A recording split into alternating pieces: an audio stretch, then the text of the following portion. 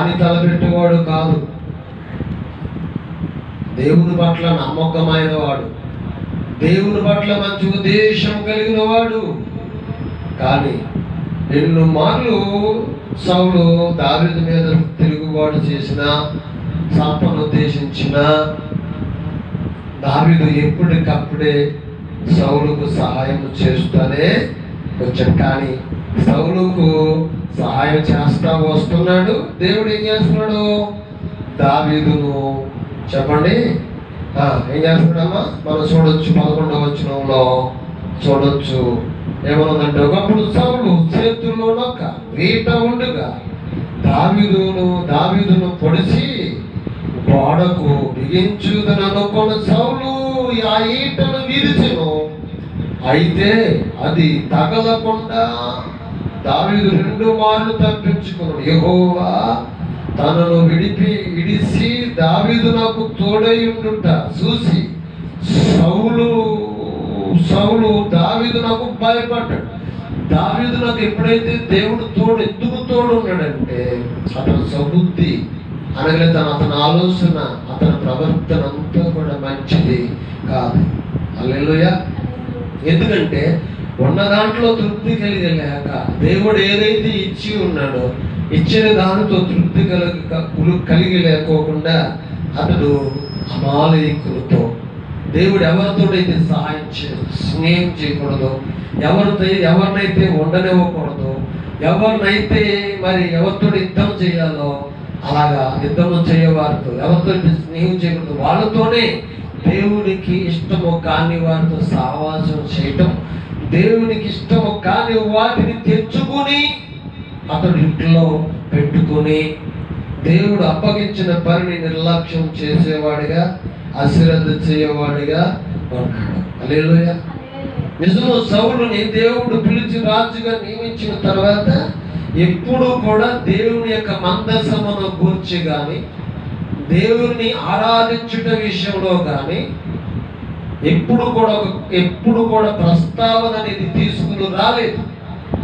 రాజుగా నియమించబడిన తర్వాత ఏమి సంపాదిద్దుమా, లేకపోతే ఏమి నిలవేదుమా, లేకపోతే ఎవరిని దగ్గర ఏది దొంగిలుదుమా అని చెప్పి ఆలోచనలు కలిగి ఉన్నాడు సౌలు. ఎప్పుడైతే అటువంటి ఆలోచనలు కలిగి ఉన్నాడో దేవుడు సౌలుని ఏం చేశాడంటే విడిచిపెట్టాడు. దావీదునంట దేవుడు ఎన్నుకున్నాడు. దావీదునకు తోడై దేవుడు ఉన్నాడు కనుక గమనించండి, ఈ రోజున దావీదునకు భయపడవలసే స్థితిని దేవుడు అతనికి కలిగించాడు. ఎందుకునంటే దావీదు కలిగిన దానిని బట్టి తృప్తి కలిగి ఉండగలిగిన వాడు, ఉన్న దాంట్లో తృప్తి కలిగి ఉన్నవాడు, ఒకరిని ఆశించేవాడు కాదు, ఒకరిని బట్టి అన్యాయముగా మాట్లాడేవాడు మాత్రము కూడా కాదు. ఒక రోజున ఈ మొదటి సమూయేలు గ్రంథం 24వ అధ్యాయంలో దావీదుతో దేవుడు మాట్లాడాడు. దావీదు, ఇదిగో నీ శత్రువులు నీ కాళ్ళ కింద ఉంచాను, ఇదిగో నీ చేతికి అప్పగిస్తున్నాను అన్నప్పుడు శత్రువులను సైతము చేతికి అప్పగిస్తే దావీదు ఏం చేశాడంటే తన వస్త్రమును చెంగును అంచును కోల్చాడంట.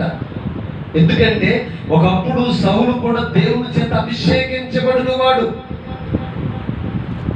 ఈరోజు ఎందుకు ఈ మాటలు చెప్తున్నానంటే, ఈరోజు చదువుకున్న వాక్య భాగాన్ని మనం చూసినప్పుడు 138వ కీర్తనలో దావీదు చక్కగా దేవుని స్తుతిస్తూ ఉన్నాడు. ఎందుకు స్తుతిస్తున్నాడంటే ఆయన చేసిన కార్యములు అన్ని కాదు, అంత కూడా కాదు. ఆ కార్యాలను బట్టి దావీదు గారు ఏం చేస్తున్నారంటే ఆ ప్రభుని స్తుతిస్తున్నాడంట. దేవుని పట్ల ఏం కలిగి ఉన్నాడు? కృతజ్ఞతనే కలిగి ఉన్నాడు. 138వ కీర్తన దావీదు రాసిన కీర్తనేనంట. చూడండి, నేను నా పూర్ణ హృదయముతో నీకు కృతజ్ఞత స్తుతులు చెల్లించుచూ ఉన్నాను, దేవతల ఎదుట నిన్ను కీర్తించుతున్నాను, నీ పరిశుద్ధ ఆలయము తట్టు నేను నమస్కారము చేయిస్తున్నానయ్యా. నీ నామంతటి కంటే నీవిచ్చిన వాక్యమును గొప్ప చేసి ఉన్నావు. స్తోత్రం చెప్తానంటే దేవుడు చెప్పండి, నీ నామవ ఘనత కన్నానంట నీ వాక్యమునే గొప్ప చేసి ఉన్నావని చెప్తున్నాడు. ఇక్కడ. అందుకే నీ కృప సత్యమును బట్టి నీ నామమునకు కృతజ్ఞతాస్తుతులు చెల్లించు. నేను మొరపెట్టిన దినమును నీవు నాకు ఉత్తరమిచ్చావు. ఎక్కడ మొరపెడితే అక్కడ నాకు ఉత్తరమిచ్చావు. ఎక్కడ అపాయం వస్తే అక్కడ నాకు తోడుగా ఉండి నన్ను విడిపించావు అంటున్నాడు దావీదు. ఆమేన్. నిజమండి. అలాగ నన్ను చెబుతూ ఉండగా ఇదిగోడు కింద ఉన్నాడు 3వ వచనంలో, నా ప్రాణములో ప్రాణ పుట్టించి నన్ను ధైర్యపరచమన్నాడు. 4వ వచనంలో చూస్తే, యెహోవా భూరాజులు నీవు సెలవిచ్చిన మాటలు విని నీకు కృతజ్ఞతాస్తుతులు చెల్లించెదరు. ఆమేన్. ఎవరు మారిపోయారంట?